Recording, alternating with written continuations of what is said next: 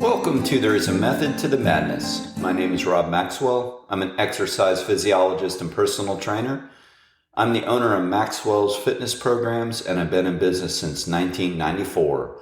The purpose of the podcast is to get to the real deal of what really works, and most importantly, why things work.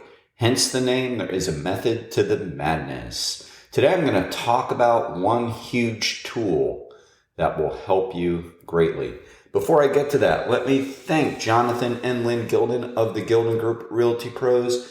They are committed to providing the highest level of customer service in home sales, and they have the reviews and the sales to back that up. So why don't you give them a shout at 386-451-2412 and try to find out what your house is worth. All right, so what is a huge tool that will help you that is often underutilized? And that tool is asking for help. I had a conversation with the client the other day before I presented to the Rotary Club of Daytona Beach. And let me just say, they are such a great group. Like, I really like speaking to them. There are always questions afterwards, and that is cool to me because it means people listened. It means they care. There's always really good questions. I like going back. I've been there a few times.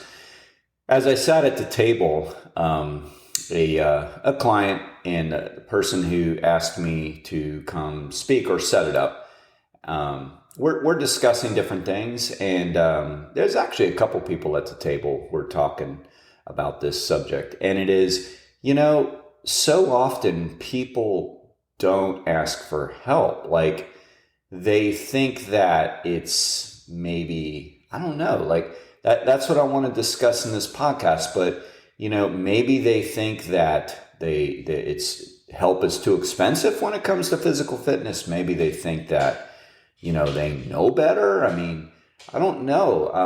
I've got my theories and I want to discuss them here a little bit, and then what we can do about it. But first, I want to really just give you some of the facts on asking for help. And the facts are, no matter what the subject is, it is one of the best things you can ever do. And when people stay stuck, it's usually because they're not asking for help, or at the very least, they're not asking for the appropriate help.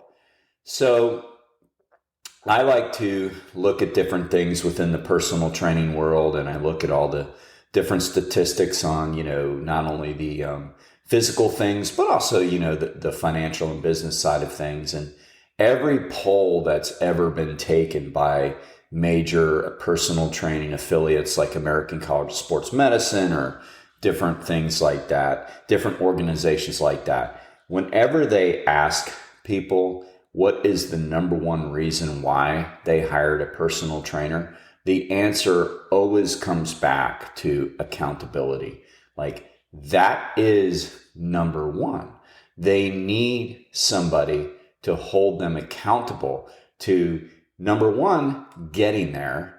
Number two, staying on their plan. Number three, doing their exercises correctly. And number four, pushing them to be their best. Now, I think it's changed some, although I could be wrong. Maybe I'm just not paying attention to these things as much, or around different people that talk about them as much. But, it used to be thought of that you hire a personal trainer because you need to be pushed. Like, you need somebody to really get behind you and make you squeeze out those 2 or 3 more reps. Now, there's a semblance of truth to that. I mean, there's no question. And in psychology, we've known that forever. Just having somebody standing there, we typically do more. If you're in a 5K with 500 people running to be your best, or you're in a 5K by yourself, 99 out of 100 people are going to run better with people in the 5K. So just having somebody there alone pushes you. And then somebody who you trust, who you know is going to push you in a way where you don't get hurt, you're obviously going to do a little more. So that is true. That's the fourth point I made, and that is true. that some people do hire a trainer, or at least that's a big perk to get a little more out of them. But the number one reason is for accountability. Those people have picked up that real heavy weight. It's not as heavy as it used to be, but the telephone or whatever, send a text, email, whatever we do nowadays, and they ask for help.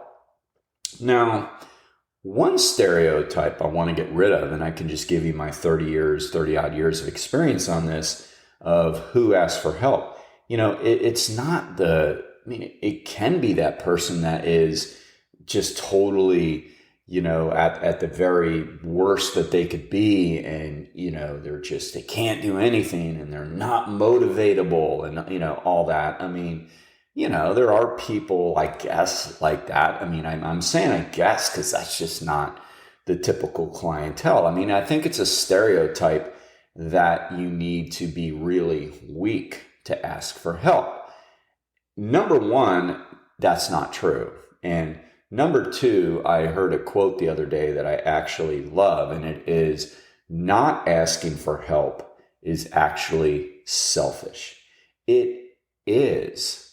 Like, if you can ask for help and get better, everybody around you gets better.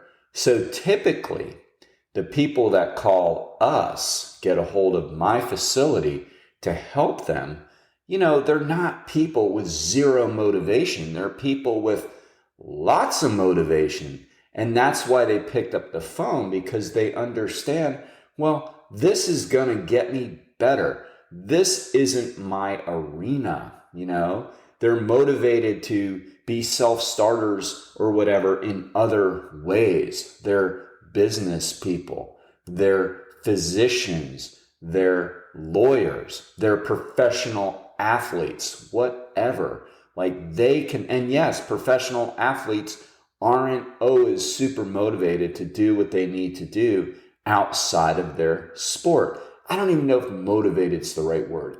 They are motivated. They need help. They need that accountability partner. So they're not these weak-willed people that call. They're people that are actually, number one, have this self-esteem, because it does take a high enough level of self-esteem to ask for help. And number two, there has to be a big enough deflation of ego to ask for help. I don't want to get ahead of myself and get into like why people don't. But that is a big reason. The people that, have the big egos that say, oh, I know how to do this. I should be doing this. And, as I've talked about before, maybe you haven't heard, or, other people that talk about different things in psychology, like ego isn't a good thing. Like, ego isn't confidence. Ego is the opposite of confidence. Ego is you don't feel very secure, and so you're trying to make others around you believe that you are. That's usually what a big ego means, and that does get in the way, absolutely, of asking for help. So the statistics bear out that the people that typically call a trainer need accountability. And I'm telling you from experience, and the experience of what I've read and talked to with other people, again, these are not weak-willed people. These are people that want to get better. These are selfless people, not selfish people. Selfless people who understand this is going to help me. As I said, I have people that have been professional athletes that say, the bottom line is, I know this is good for me, and I'm not going to do it consistently enough unless you are here waiting for me. So that is not being weak-willed. That is being smart. I have many physicians who understand a lot about the body. And yes, just because they're physicians, it doesn't mean that they're experts in health and fitness. I get all that. They'd have to go out of their way to study that a little bit. Some do, some don't. But they do understand health, and they do understand their body. They know enough about the body to probably pull off a pretty decent workout on their own. But they understand that they want help. somebody who is going to meet them, be there, help them be their best, encourage them to be their best, tell them when they're doing things wrong, push them a little bit. I always say with my trainers and when I talk to people, I meet people where they are when it comes to pushing them. Like some people don't want to be pushed. Some people are afraid of it. They think that you're going to hurt them. I've realized that you can't really change that in people, so you meet them where they are, because the fact that they're doing it, and when you try to push them a little bit, you see how they respond. If they get a little fearful, we trainers can talk to them about, the safety of going up in a smart way. Or we can go, you know what, this is how they are, and the fact that they're doing this is a good thing. I always say we call this resistance training for a reason, meaning if you are exercising and using resistance, you are getting some benefits. If you're holding 3-pound weights and moving your arms to the side in the form of a side raise, you are getting some benefits. You are moving your limbs against resistance. Now, do I believe in doing our best? Yes, but the point is we meet people, or I meet people where they are when it comes to pushing them. So sure, as trainers, we love to get those people that love to be pushed, but we also understand that that's maybe 25%. And then the rest, you got to meet them where they are and help them to be their best. And being their best is showing up, meeting them, keeping them safe. And that is a win.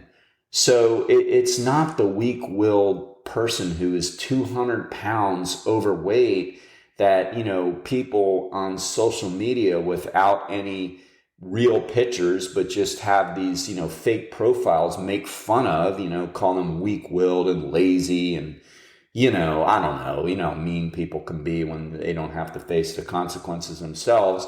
No, it's not that. Those people is actually a very, very sad condition when they get to that kind of level, and they need medical intervention when they get to that kind of level, and they probably need psychiatric intervention when they get to that level because they're clinically depressed. Nobody to make fun of in that regard. That's really a terrible thing, because I'm sure people making fun of them have their own warts that they don't want to be exposed. But the point here is that that's not the group that calls personal trainers. They don't have the self-esteem, typically, the means, or the desire. Usually they're so clinically depressed to even pick up the phone and ask for help. Now, sometimes I've seen situations where they've had medical interventions and have lost some weight, and now they're ready to work on other aspects of their fitness. Yes, I've seen that. But as trainers, we typically do not get that stereotype. What we do get, as I said, is the people that are mostly highly successful in areas of their life. I mean, look, personal training, I think, is a value. And no, I'm not just saying that because I do it. If it helps you get better, why be penny wise and a pound foolish to not spend the money? I've had clients through the years that very respectfully, after, I don't know, a couple months say, I believe I can do this on my own. I want to try to save a little bit of money and go to the YMCA or LA Fitness or whatever. And, I think people that know me know, I never really solicit business. I don't advertise much. I mean, we're full, and I never battle that. I just look at them and I say, okay, hey, you know where I'm at if you need me.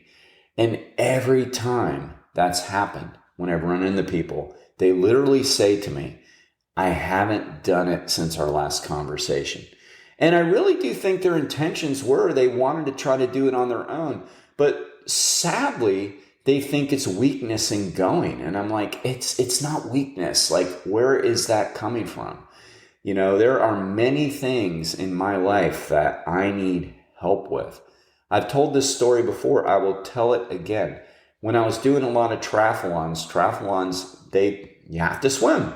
Not a great swimmer. Did not grow up doing lap swimming. I did ocean swimming and things like that when I surfed and things. But, I learned how to swim laps as an adult after I got into triathlons.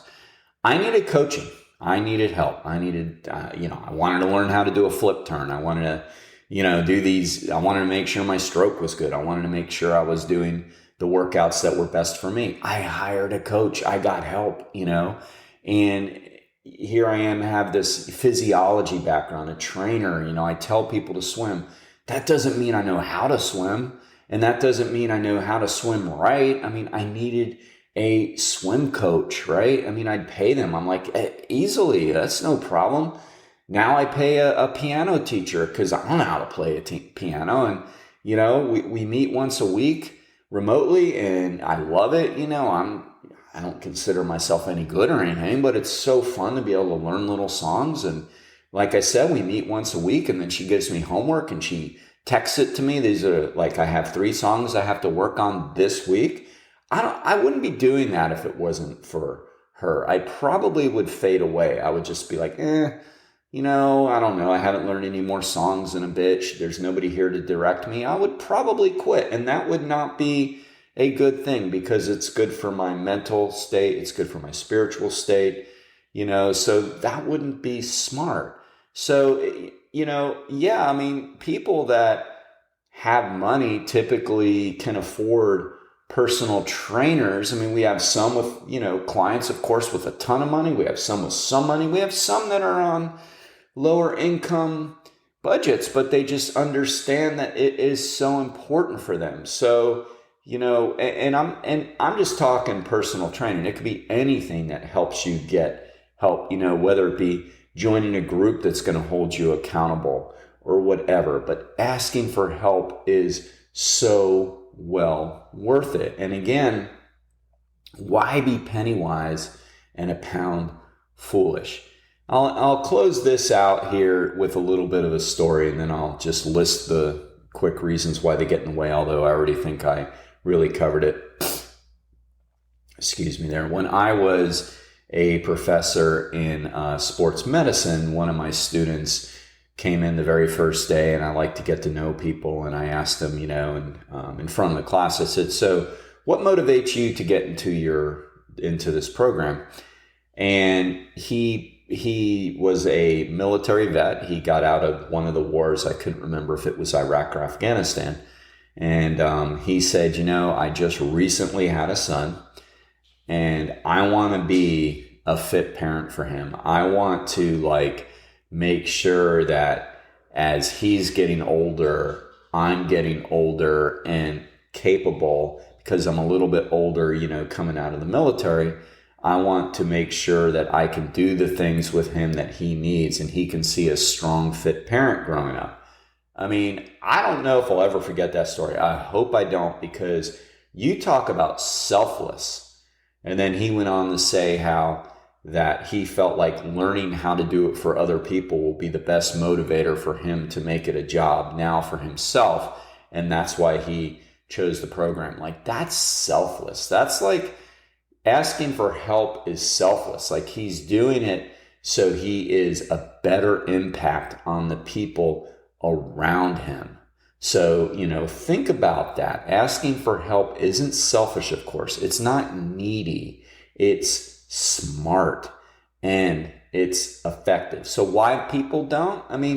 Again, I think the ego gets in the way. We think we should do it on our own. That's ego, and I hate to say it. I've said it before, but that's more of a guy thing than a gal thing. But I think that's one of the reasons. And along with that, maybe money, financial reasons. But again, I'm talking personal training. There are other ways to ask for help. But I still argue, even as a personal trainer, I really do believe most people can budget it some way. When you think about the money spent at Starbucks or the money spent at convenience stores or the money, dropped on subscriptions or whatever, it's like if you really looked at where that money's going and go, oh man, I do have maybe $35 a week to spend on a half hour. At least that gives me some guidance, whatever. I think it can be done. Most importantly, if it really, really helps, then it's not a luxury. I hate when I hear luxury item because, again, I don't know.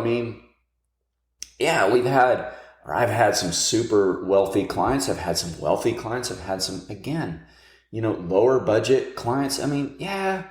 I mean, but I don't know that it's that. I really just think it's priority. Do you know it helps? And if you know it helps, you'll find a way to ask for help for your health and fitness. And it's one of the best ways to do it. I mean, it just works. Wouldn't you spend the money on something that works? So whatever the area is, I encourage you to ask for help. I mean, I'm a health and fitness expert, so that's the area I went in. But if you need help with any form of substance abuse, whether it be alcohol or pills or other drugs, ask for help. Nobody is going to make fun of you. It is not selfish. It is selfless to ask for help. If you're having some medical issues that you don't really quite understand, like you're not breathing as well, or you're having pain in places that cause you a little concern, ask for help. Like, one of the best tools you can ever do is ask for help. And then finally, like, if you're lonely, if you're depressed, ask for help. There are professionals out there that can help you. And I promise you, you're not alone doing it. All right. Now, if you need any help with your garage door, give Overhead Door of Daytona Beach a shout. They have the best service. They have the best products. So give them a call at 386-222-3165.